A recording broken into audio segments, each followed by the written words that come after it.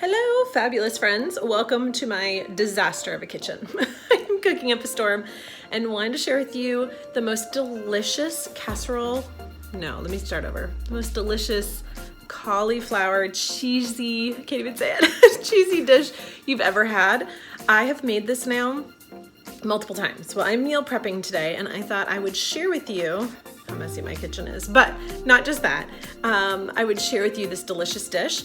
I make it like today, and then I'm gonna portion it out into like 4 containers or maybe 1 and like divide it into 4, and then I will eat it for 4 lunches. But it's a great way to get in some veggies, and if you like cheese, it tastes like mac and cheese, but it's not, it's cauliflower. It is so good. I cannot wait to share with you guys. I can't take credit for this recipe.